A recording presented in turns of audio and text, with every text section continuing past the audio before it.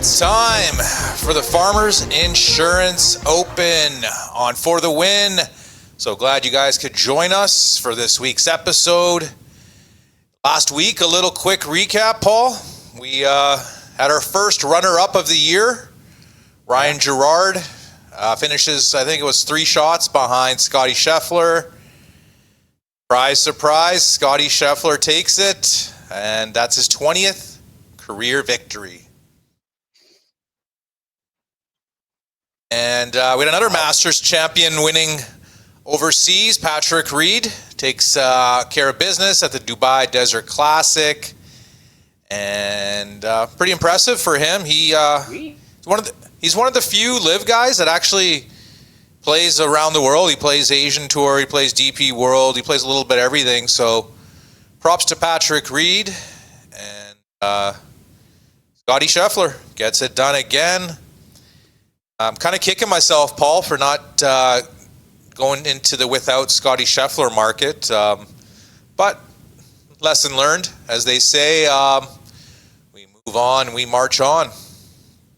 All right, Torrey Pines, North and South course for the first 2 rounds, and obviously South course for the final 2 rounds, Paul. We know this is a big boy golf course. It's hosted a U.S. Open. Used to be like the unofficial start to the PGA Tour. This is when Tiger would kick off the season. And we would get a huge field. All the top guys would pretty much be here, minus, say, Phil, maybe Ernie, if they were out in the Middle East or whatever. But, yeah, it's not the exact same field that we used to have in years past. But we still do have some top golfers here. We got Xander Schauffele in the mix, Cam Young, a couple other guys that are top golfers in the world will be here.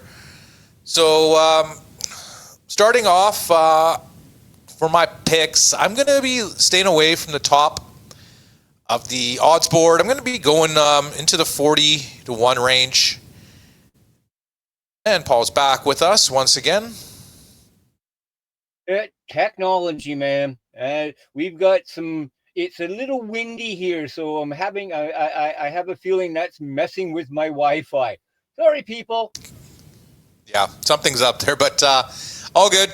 I was just going to say, I'm not going to be taking anyone at the top of the odds boards. I'm going to be starting in the 40-1 range. I'm going to be taking Jake Knapp. He's a California guy, and obviously guys who have played well on this tournament over the years. Majority of them have been California guys. You got some guy named Tiger, California guy. Phil Mickelson, California guy. Max Homa, California guy. Just a long list of guys. And that'll be kind of one of the themes for my picks this week will be guys who have played well here in the past or just Cali boys that can putt on POA, because it's just a different surface that these guys are used to. These guys are used to bent grass or zoysia or something like that, Bermuda. But this is just a different animal, so it gets a little bumpy out there. So you probably need to be a good putter. So I'm liking Jake Knapp as my first pick here, 40-1. He's a bomber, California guy. Played pretty well in the fall series, and let's see if he can get it going here at Torrey Pines. Mr. Jake Knapp, second up for my picks this week. I'm going with the youngster, Michael Thorbjornsen. Got him at 50-1. I think this is a perfect chance for this kid to get his breakout victory. I mean, he was like one of the top amateurs in the world forever. And he played, I think he had a runner-up finish last year.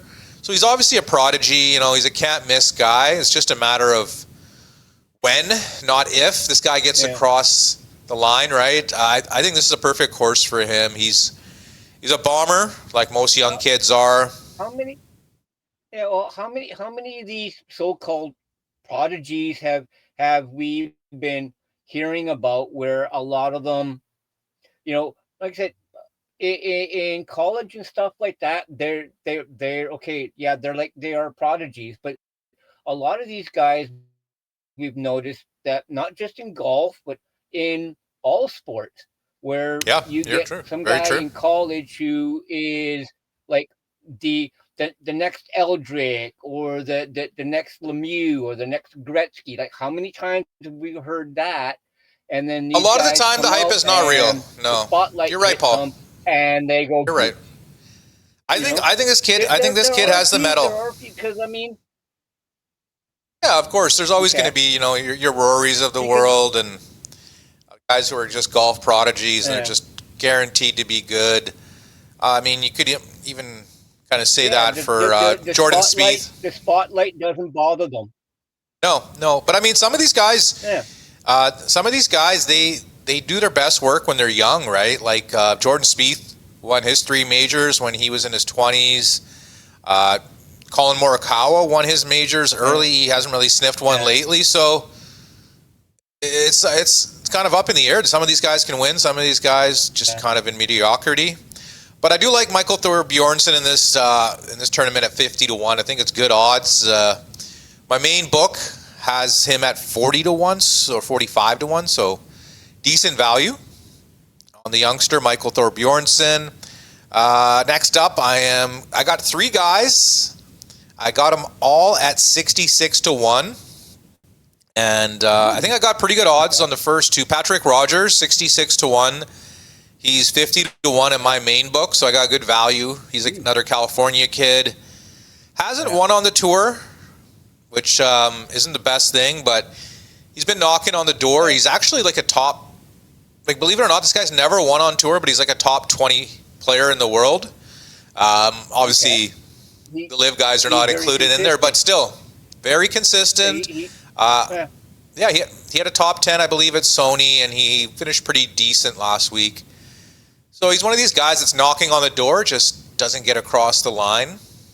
But I mean, he's played hit or miss at this tournament. He's had some top 20s, and he's had some missed cuts, and just feel like he's a bit of a more mature golfer, a guy who's not just pin seeking every single round, every single tournament. I think he's more polished now. So give me Patrick Rogers 66-1. And I'm also taking Nikolai Højgaard, one half of the Højgaard twins. They were Nikolai was actually out in Dubai. Rasmus was actually out in Palm Springs. But I'm taking Nikolai here. I watched him at Dubai, and he was just bombing the living shit out of the ball, hitting his irons really well. Putter, hit or miss, but still, I mean, he impressed me. I think he finished top 5 there.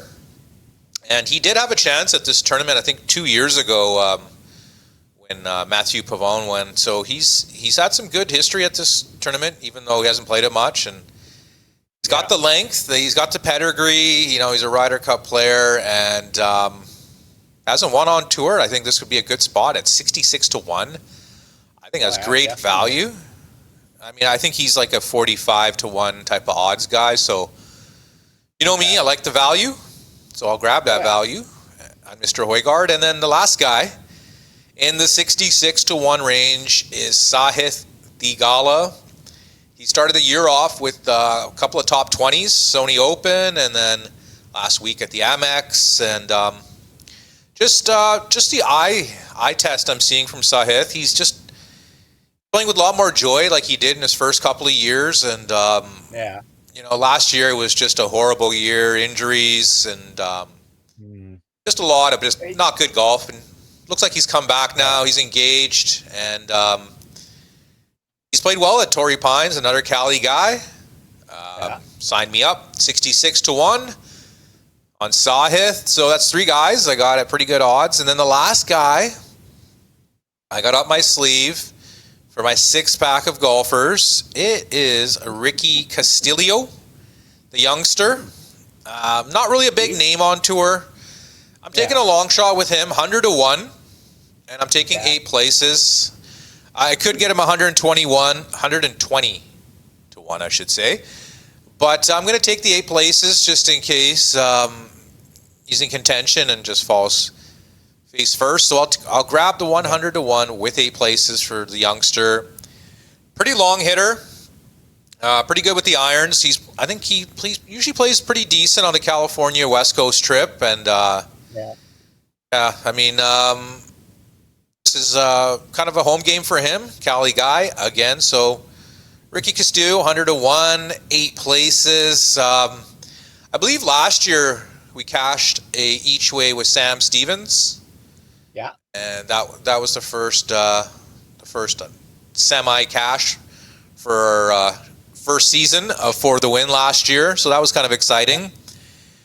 And so I think next week we got the Waste Management, which is not an elevated event. It's not. I thought it was. But then after that it'll be Riviera, which is an elevated event.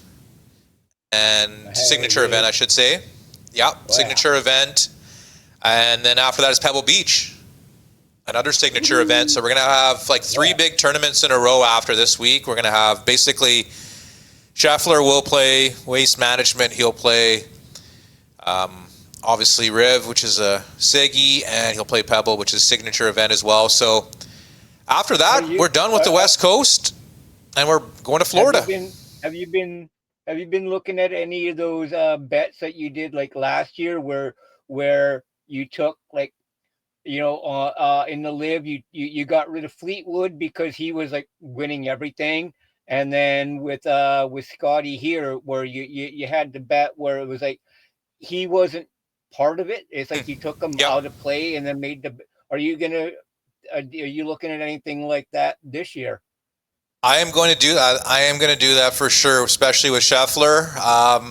Maybe if Rory or Tommy on the DP World, I might do that with them. Just depends who else is in the field, but definitely at Waste Management, Riviera, and Pebble, I will be going in the without Scottie Scheffler market. It's just so much easier. You don't got to worry about him being in the tournament. And honestly, I wish they had this back in the day when Tiger was in his prime, because right away I would have just taken him out of the tournament and we wouldn't have to worry about him, right? And that was it. It was just like, all right, Tiger finished third or he finished first or whatever. And, but unfortunately we didn't have those options back in the day, and a lot more options to bet these days, a lot more ways to, I guess, lose bets, win bets, whichever way you want to look at it. But I'm going to do a little recap of all the picks today for Torrey Pines. Farmers Insurance Open. Jake Knapp, 40-1. Michael Thorbjornsen, 50-1. Patrick Rogers, 66-1. Nikolai Højgaard, 66-1. Thigala, 66-1. And Ricky Castillo, 100-1. With 8 places.